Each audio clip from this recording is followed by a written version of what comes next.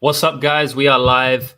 Thanks everybody for watching. This is the first time me and Luke have done a stream, and as you know, we're going to be talking about the upcoming matchup between Alexander Romanov and Juan Espino. I thought we'd do this matchup kind of early because this has been hotly debated on Twitter, hotly debated in the MMA betting community in general, I think.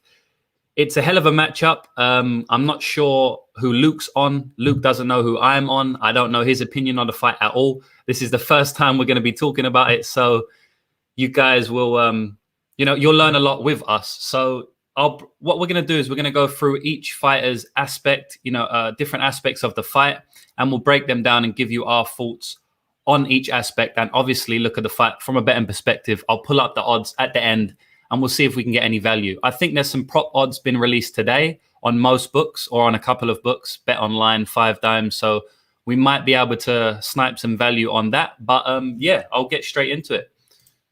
So we will bring up Alexander Romanov first. So, all right, I'll just get first into the stats. So you can see here, Alexander Romanov is 30 years old and Juan Espino is 40 years old, I believe. So already there's a 10-year age gap, but I a lot of times when I'm talking about age, when it comes to the higher weight divisions, I feel like it doesn't matter as much. So if I see a fighter who is a heavyweight, and they've got a big age disadvantage, I don't factor it as much as the lighter weight classes. Are you the same with that, Luke? Yeah, I'm kind of right there with you on that, just because if you've watched MMA long enough and just the trajectory of heavyweights and whatnot, it's not as big of a deal, I guess, as potentially looking at, some of the lighter weight classes. You see guys have more extended success, past 35. Even go look at kind of, even the moderate, if you even want to call it, run of Arlovsky, in recent years. And there's a couple other examples. Yeah, heavyweight's just kind of a different animal when it comes to assessing like age and whatnot. I think most of that probably comes down to speed, right? Because you do lose speed quite early as you age, whereas something like power, you don't lose that until you're very, very old. They always say power is the last thing to go. So I would suspect that, there's probably a few aspects, but one of the main ones is that in the lighter weight classes, you need speed more. Like guys are faster, right? So if you're older, but you're in a lighter weight class, you're going to be slower. And that matters more when you're talking about lightweights and welterweights as opposed to heavyweights.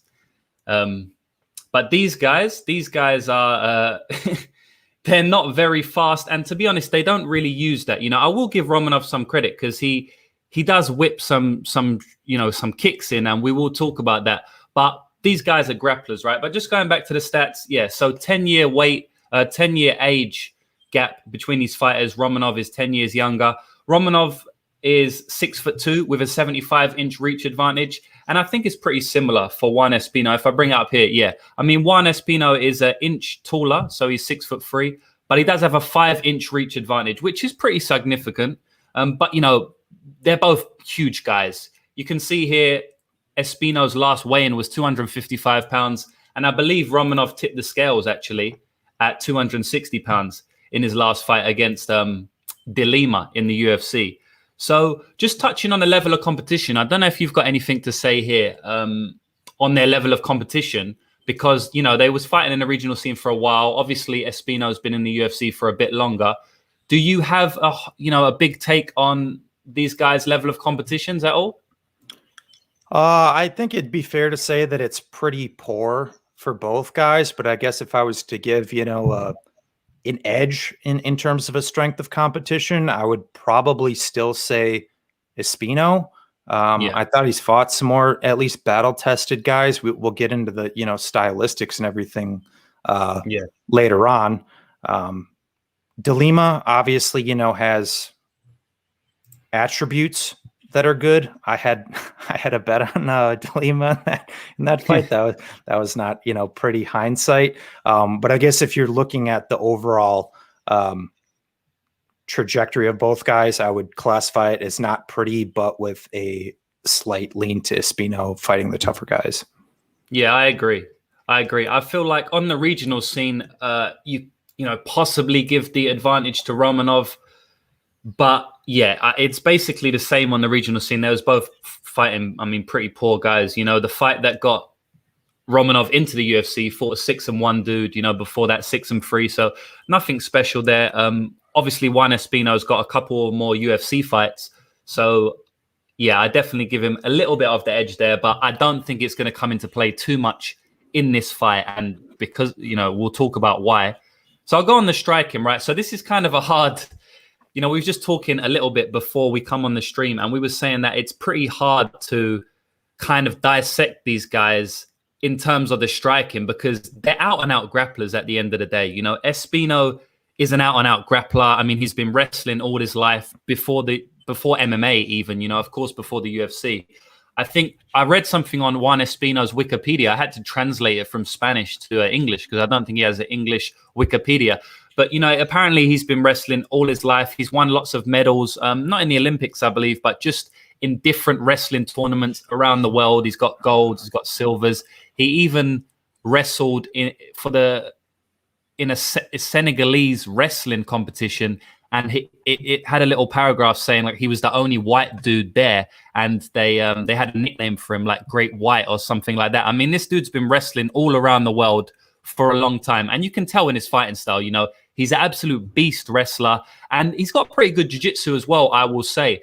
So when I go to Romanov, it's kind of similar, man. Romanov is a beast wrestler as well. Now, I don't think he's got the credentials in wrestling, and you can correct me if I'm wrong, but I believe I'm right in saying he doesn't have the same credentials as Espino in the wrestling in regards to, fighting all over the world, winning competitions in all different countries.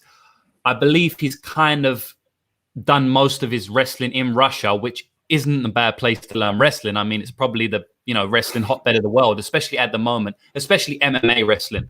And look, I don't know who I give the edge to in the pure wrestling. They've got different styles, right? Romanov's got that Russian Sambo style. Espino's a little bit different. You'll see Espino go for a lot more single legs. Romanov seems to, he does go for the single leg, but he kind of seems to just want to just drag you down, control you, top position. So it's very hard for me to lean one way or the other in pure wrestling. I will say in the pure jiu-jitsu, I do give the edge to Espino. And I was gonna talk about striking, but I've just ended up talking about wrestling, and that's kind of what this fight is, right? Like these guys are both wrestlers, so it's very hard for me to talk strictly about striking. But I've just covered the grappling. Do you want to just cover the grappling quickly and give me your thoughts?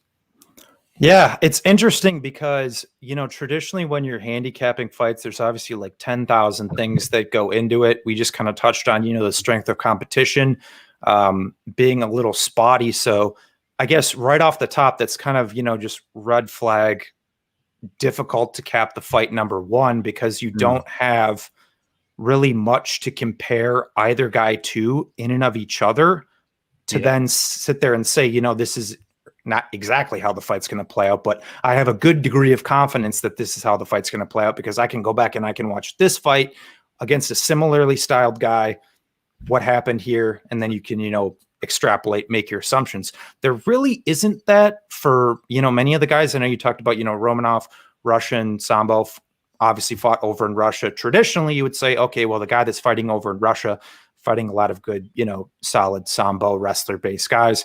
Not really the case if you go back and watch some of the regional tape. Yeah. So that kind of goes out the window a little bit. But I guess in terms of my take in the overall grappling, you touched on kind of some of the credentials, which I do think is important here and might take a little bit more weight than it would historically for me, just with some of the points I brought up more. But yeah, man, the guy in regards to Espino, the guy's just been wrestling in grappling in different forms forever. He has like a belt wrestling champion fought over in Senegal. If you've watched any of those videos of the human beings that are wrestling in those Senegalese wrestling tournaments, they are gigantic, scary individuals. So to go out there and, run through dudes like that, it's definitely interesting for sure. Guy's been a black belt in jiu-jitsu for, I think, over a decade now, has won championships in that regard too.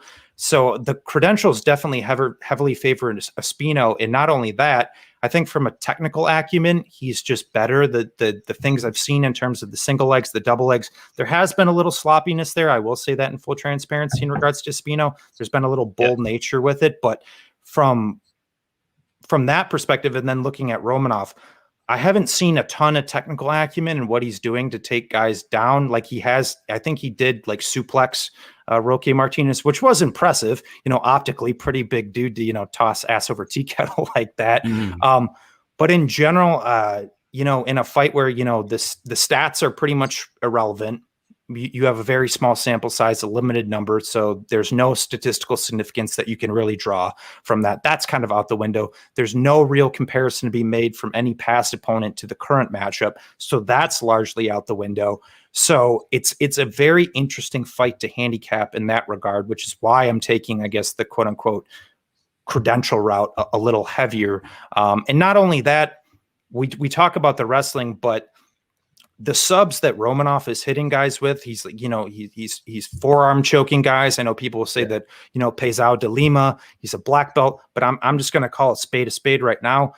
You're not choking a guy out with your forearm on a dude's windpipe who is a black belt, who's a true BJJ black belt. You're not submitting a guy like with that kind of choke. It's just not a thing. So if anything, Peizao is kind of a fake black belt in my mind, in that estimation. But I think Espino essentially can expose probably some of the holes that Romanov has in his game and is going to be able to capitalize on some of those mistakes. We've seen him slow in extended fights as well. So I guess for me to say that, Romanov is going to sit there and just toss around a guy like Espino, work into dominant positions, beat him up there, I kind of find that hard to believe. Personally, once again, it's not like a super strong bullish take. Once again, Espino hasn't really faced much resistance against guys who can, proactively wrestle or grappler either. So, I'm not saying, max bet Espino. I honestly, I don't even have a cent on the fight yet. I'm still kind of contemplating what I'm going to do with it. But I think if you look at the actual technical acumen between the two, who's more credentialed, not to mention that Espino, even coming in at 40 years old in his last outing, if you watch some past Espino fights, that dude actually looked like he was in the best shape of his entire career, even at 40. We touched on, it might not matter, being a little bit older at heavyweight than it would in other weight classes traditionally. So I don't think the age really is much of a factor for me here at all. So yeah, man, I'm not going to lie. I guess right off the top, in terms of odds, I guess I don't really understand why Espino has a plus number next to his name to begin with.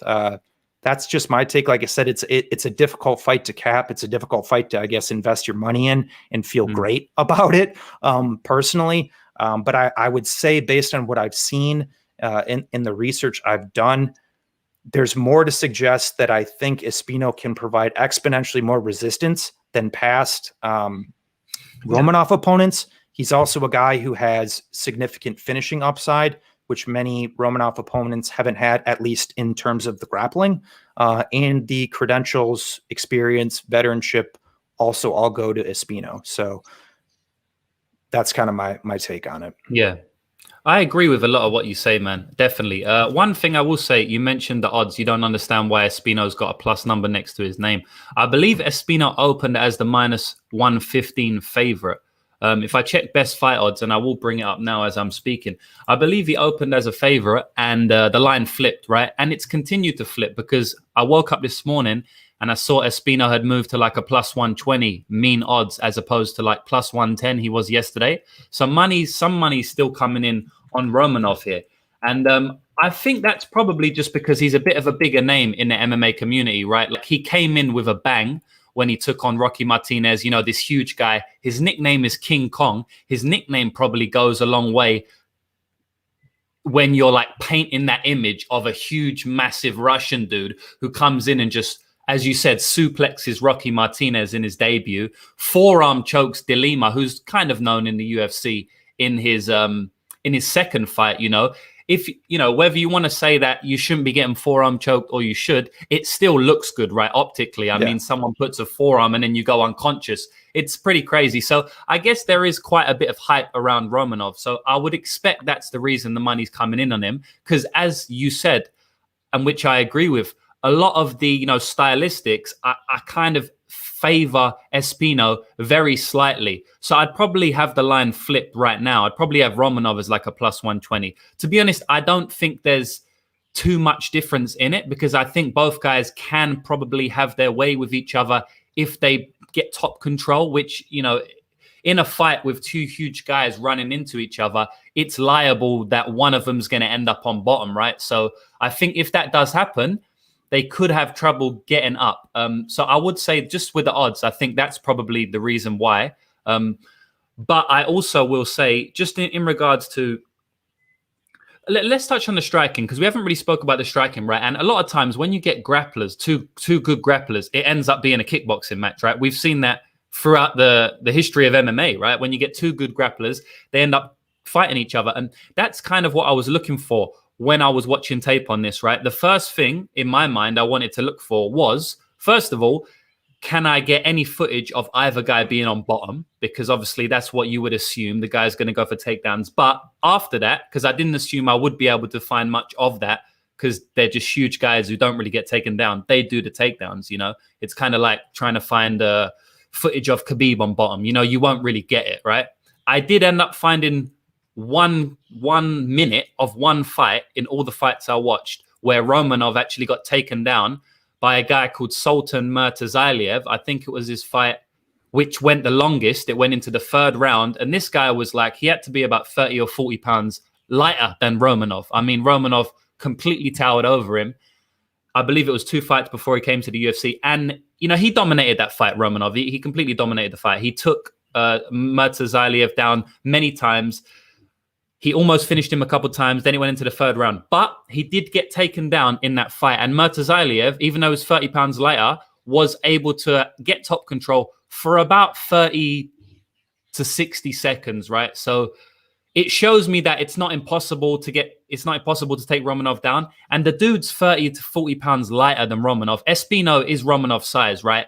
And he's a lot better wrestler than that Murtazaliev dude. So I do expect Espino to be able to get takedowns if he wants to, which he will want to. So it was good to see, as I was kind of on the Espino side already, it was good to see that at least Romanov can be taken down. At least we've seen that, or I've seen that. And at least I can see him be controlled, for a decent amount of time. As I say, about 45 seconds by someone who was a lot lighter than Espino.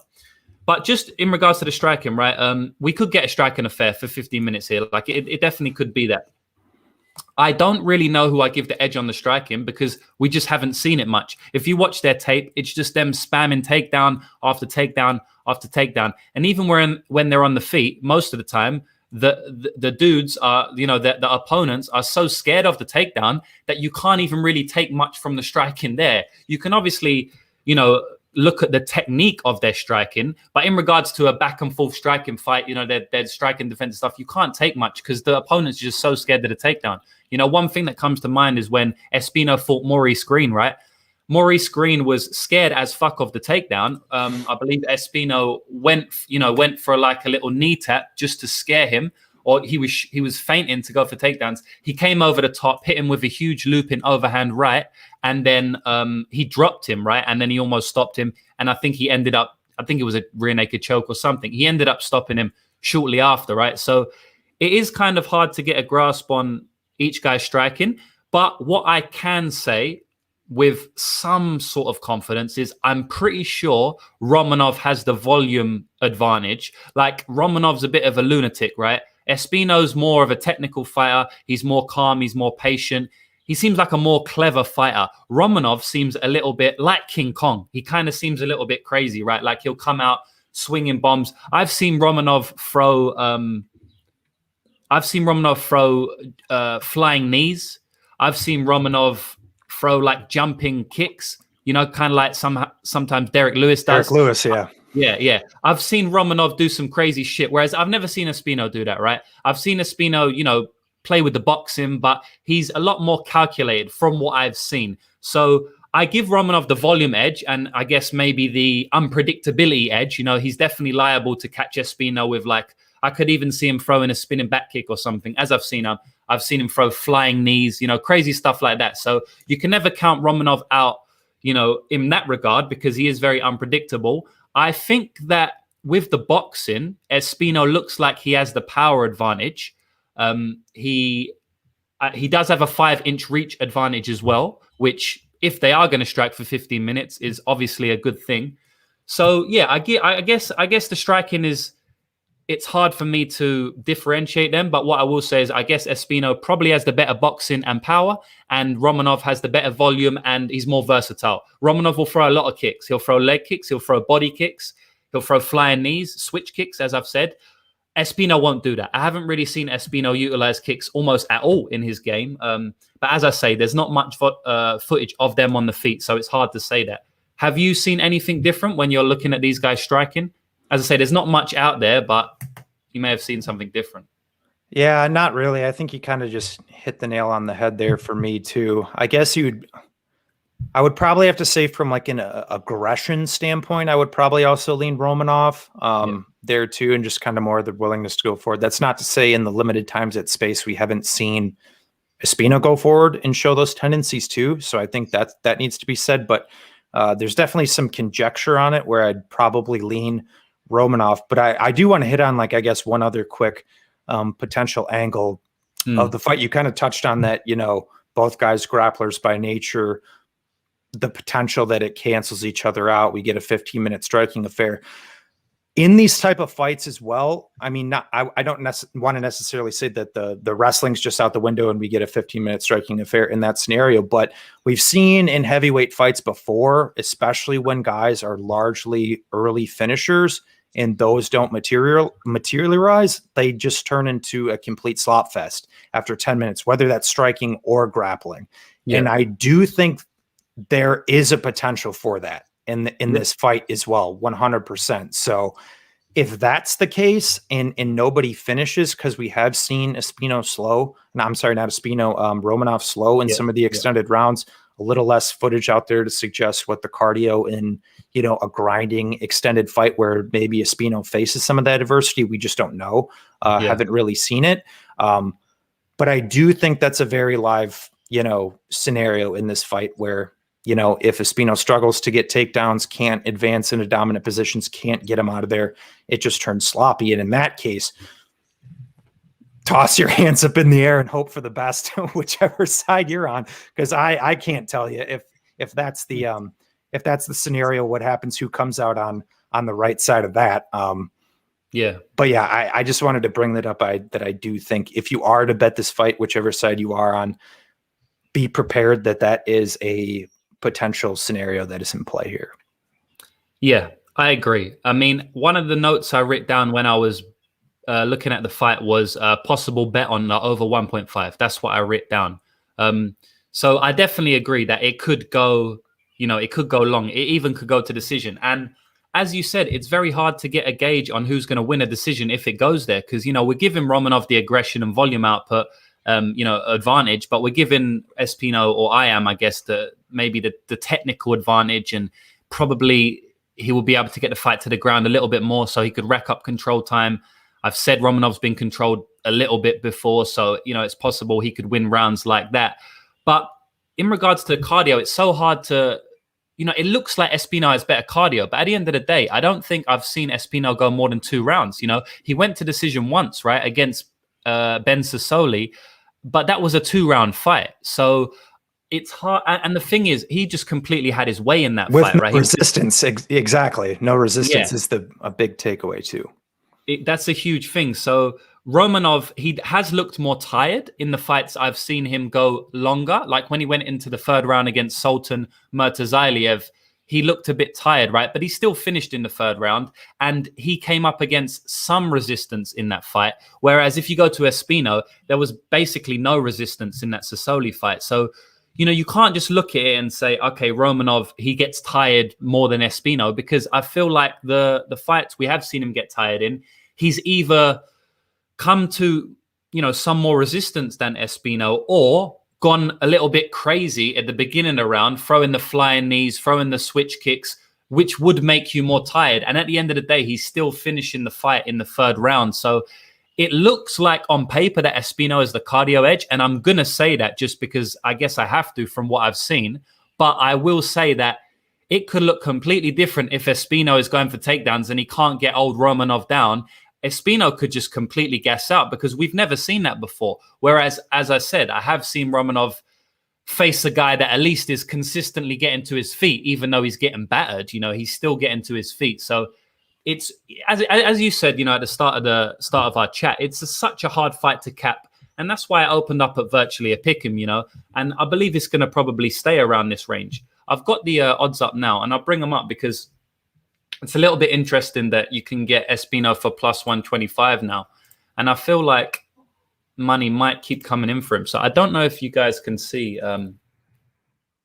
Yeah, I hope you can see. But you can see Espino is, plus 125 on some books now. So he opened up a minus 115 favorite. And then, he got bet down for like a day to minus 140. I don't know who was doing that, but, instantly went back up to plus money, within one day, he went up to, or within 2 days, he went to plus 100. And then from then, money has kept coming in on Romanov. We did see a little bit of money coming on Espino over the last, April 9th to 11th. But since the last 2 days, quite a bit of money has been coming in on Romanov, and now, he's plus 120. The mean odds are plus 120. So, look, I will say that if money keeps on coming in on Romanov, I'm probably just going to have to take a shot on Espino just for the numbers. As I say, I'm not confident on who's going to win the fight, but if you're going to give me like Espino at plus 140 or something, I think it's pretty ridiculous just from what we've seen, and just because there's not much tape on these guys doing what they're going to do to each other, most likely, whether that will be getting the takedowns or striking for 15 minutes, so it's it's a hard one. So I guess how I think the fight's going to break down. Look, it's hard for me to make a prediction, right? But I think the most likely outcome, which means maybe more than 50%, right, is I've got a lean Espino. As I said, I'll probably cap Espino like a minus 125 here, 55% to Espino, 45% to Romanov. I definitely think it's a path for Romanov to take Espino down. I've never seen Espino take down defense. I'm assuming it's going to be good. Who knows? He could get taken down on the first takedown. Romanov could, he's a 260-pound man. If Romanov gets on top of Espino and hits him a couple of times, it could be game over. They're heavyweights, there's nothing to suggest that Espino is just going to be able to weather a storm from Romanov. He might not be able to, especially how Romanov likes to come out a lot of times. He hasn't done it as much in the UFC, but in the regional scene, he seems to come out, throw flying knees. As I've said, he could definitely take Espino out early, man. On the other hand, I definitely could see Espino taking Romanov down, and I think it's more likely that Espino gets takedowns than Romanov. I'm not saying it's hugely more likely, but I do think it is more likely. So I also see a path for Espino to, take Romanov down and either control him for a while, possibly get him tired, and then take him out late on. But everything's live in this fight. Like literally everything's live. I'm gonna say that Espino gets the W. I'm not gonna say how. I do not know how. But I said I'm leaning to him 55%. And from what you've been saying, I feel like you're kind of on the same page. You're leaning Espino a little bit, but nothing too crazy. Yep, I put him right there myself. Espino minus 122, 55% was exactly how I capped the fight. Once again, that is not an uber confident cap for a lot of the reasons we've brought up throughout the course of this, breakdown. But I think there are at least a few things that suggest why pre-fight Espino should have a minus next to his name and not a plus. So we'll see where the money comes in, where it pours. Might be looking to target some Espino sub. Personally, I don't know how great I'd even feel about taking the money line, given him just not, being in extended fights. It definitely would be a good way to cover more bases in a fight that has some questions. But traditionally, in terms of how I approach betting, just in general, if there isn't a lot of data out there to suggest that a fighter can't necessarily win minutes or win a decision, or I don't have data out there to suggest they can win a decision, I tend to usually go look at the prop route to just maximize the value I'm getting there. But once again, crazy fight, a lot of questions. Don't really know what I'm going to do with it yet. But one thing I will definitively say, I will not be laying minus 150 on Alexander Romanov. I'll say that right now. No. And to be honest, I don't know who is, man. It's probably just a bunch of Russians, you know. As we know, we know Russian 60 million, right? Ireland 4 million or whatever it is. So I'm sure there's quite a few Russians laying the juice on King Kong. And as I said, if they keep coming in, you know, I'm all for it, because you said you wouldn't really take Romanov Espino money line. I probably wouldn't as it is now, even though quote unquote maybe I should be, you know, if you get the sports betting 101 rule book out, you know, which, as I say, you know, it doesn't apply. You know, some people are very rigid in how they look at betting, and they kind of just like will read one thing and say that is the end all be all. You know, if I'm capping this at 55% Espino, you know, in the rule book, I should say I should be betting plus 125, right? But I think MMA is a little bit different than some other games, and there's lots of variables, and it's a lot more volatile than other sports. So there's nuance. There's nuance into your edges is the best way I can describe it. Yeah. And I do believe it's a lot different than I don't think it's the same in other sports, right? And I don't know other sports. I might be wrong, but from everyone I've spoke to, they kind of agree with that. So I don't think I'll be playing plus 125, but if it gets any higher, I probably will just take a shot on it, you know, a little 1 unit or something. And again, with the props, you know, some people are posting here, like, thanks everyone for being in the chat and commenting. Anaconda's saying that the Espino KO plus 700, Romanov KO plus 300. Thing with Espino KO is that, you know, maybe he could get pound him out, but he does like to go for the submissions, right? Like, that's kind of his game. He likes to sub you. And we've seen a lot that, you know, I see a lot in MMA where, you know, a fighter's on top position and the ground and pound's there, but I feel sometimes when the fighter doesn't, like when the opponent doesn't want to be in the fight, it's much easier to get a submission than it is to get a ground and pound TKO, right? Because with the ground and pound TKO, the opponents a lot of times, they don't want to get punched in the face, so they still do move a little bit. You know, this is kind of a strange way of looking at it. But if an opponent is kind of quote unquote quitting, obviously sometimes they will just put their hand over their head when they're on bottom position and just get pounded out. But a lot of times they're getting hurt by these punches, right? So they don't want to get pounded out. So they're kind of moving a little bit, you know, and then the referee doesn't stop it. Whereas if you grab a neck, they're like, oh, sweet. All I need to do is tap and it's over with, you know. That's why you see some people, as soon as they get choked, they tap instantly. So a lot of the time, it's actually more beneficial to go for a submission than it is to go for a ground and pound if the guy has, quote unquote, already quit, you know. Obviously, if he's really still fighting, then going for the submission can be tricky. So when you're taking KOs from a fighter that is generally going to be in top position, it's always a little bit iffy, because even if they're ground and pounding, and let's say Romanov's on the bottom and he's really hurt, if he can't get him out of there with ground and pound, then he'll probably go for the sub, and he may get the sub instantly. So plus 700 is a good line, but I don't really like taking these submission guys by KO in the hopes that they're going to KO him from top position, because it's just not their game, you know. They're used to going for the submission. So it's obviously live, and you're playing a number plus 700. But if I was going to go for Espino stoppage, I'll probably just want to go Espino inside the distance, you know. And a lot of the time when I'm getting a plus number, I do tend to just take their money line, you know, because if I can see a path to victory for a points win, and we have seen Espino go 10 minutes before and dominate all 10 minutes. I know it was against Sassoli, but we have seen him, you know, dominate rounds. So yeah. I mean, I feel like, as I say, I feel like everything's live in this fight. So it's very hard for me to pick a specific prop. But I can see here that the fight goes to decision is plus 230. Fight doesn't go to decision minus 300. Do you see any value on that?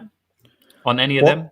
Well, I guess if you're trying to take the sneaky angle of both guys' death gas, it goes to decision. I would say wait, because that number is going to get better. I'm assuming people who have the ability to, you know, play props and parlays, they're going to be chucking that in there, you know, all day long. That number is probably going to get better and probably close like minus 450.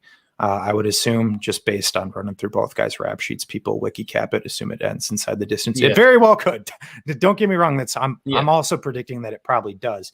I'm just saying, if you're going for the more sneaky angle, that's probably how I would go about it. But to be honest, I would not have the balls to play the fight goes the distance here. I think you would be better off looking at fight starts round 2, or even the 1.5, depending on, which way you want to go about it. But I don't know what the price is, but fight starts round 2 could be an interesting prop. For fight the fight starts round 2 -125 on Bet Online right now. It's the only book that has it open. Don't hate that personally. Yeah. If that's more so of the side you're on, that you don't think someone's getting finished here. Fight starts round 2, 55%. You're not laying a ton of juice. Not saying lay 3-4 units on it, but that could be worth a nice little, 1.5, 1.25 unit play right there. Yeah, I agree. As I said, I was targeting the over 1.5, and I can see there's, only one book has the fight starts round 2, but there's 4 books here that have over 1.5 rounds, and they're all -120, -115. So if you do have access to Bet Online, you're basically getting an extra 2.5 minutes, for the same price. So, I mean, as Luke said, if you are on that side, that's probably not a bad look. The fight goes to decision. That's not too bad either for me. Like, it kind of reminds me, and I know it's a completely different fight, but just in regards to the +230 on the fight goes to decision, it reminds me of the Young and Knight fight, which happened last weekend. And I was targeting the fight to go to decision because the line was set at over 1.5. And I didn't pull the trigger, and obviously they go to decision. Now, I wasn't up for that fight. I didn't watch it, and I did hear that Knight got battered. So I'm pretty sure there was some chances for that fight to be stopped. But it kind of reminds me of that. Sometimes when you don't have a huge lean either side, and I actually was leaning the Young side, and I didn't pull the trigger either. But if sometimes when I don't have a lean on either side, I kind of like to throw a small shot on a prop which has quite a big odds. It's a good return. If you put half a unit on a +230, you're going to earn a lot of money if that comes back. So I guess what I'm saying is there is probably quite a few angles that you can play this fight if you do like any of the props. I mean, yeah, it's an interesting fight, man. It's an interesting fight. But I guess there's not much more to say here. That concludes it, I guess. If you've got anything more to say? I mean, we're both on the Espino side, 55%. We cap him exactly the same, which is interesting, but I think it's justifiable. I think it's kind of, I don't want to say obvious, but, from what we've seen, it's a pretty fair cap. It's hard for me to see anyone putting Romanov as a decent size favorite or even as a -140 where he is now. But yeah, have you got anything else to add? Yeah, well, I guess first, I'm kind of surprised we were able to string this out for 40 minutes. I didn't think we were going to go this long, but no, yeah, that's because I'm in here, bro. I'll talk forever. No, I think we're probably going to have the best breakdown on this fight, probably of anybody out there. I don't think you'll find anybody out there, boys, who's going to have 40 minutes on Romanov Espino. But no, final thoughts. I guess my take is I still have a lot of questions on Romanov personally. And a lot of them haven't been answered yet. And I think Espino is a guy who can potentially answer those questions. So once again, haven't put my money where my mouth is. Wouldn't even be a confident take if I do. But I do think Espino is a guy and has a style who can put up some very significant resistance to the style that a guy like Romanov brings. So to grab that guy at, a plus number, experienced, battle tested, better credentialed, could be a decent look. But I wouldn't say go heavy on anything you do here. I would say keep the plays very, very small if you are to bet it. Completely agree, man. All right. Thanks for that, Luke. Thanks everyone for being in the chat. Anyone who hasn't hit the like button, please do that. I've got links to mine and Luke's website, Patreon, Twitter, all of that stuff. Hit us up, give us a follow, and hopefully we can cash this weekend. Luke, you'll be back on the Club and Sub podcast in a couple of days to break down the whole card. Maybe you probably can just skip the Romanov and Espino fight now, because, I mean, I don't know if anyone wants to hear another 10 minutes of that, but yeah, everyone check out the Club and Sub podcast by Luke and the boys there. And thanks, everyone, again for being in the chat. We'll be back possibly another week. Maybe we'll do this if we get some good feedback. We'll do it again. It's been good chatting to you. Yep. Thanks for having me on, James. Down to come on anytime, bro. All right. Take care, man. Bye, guys.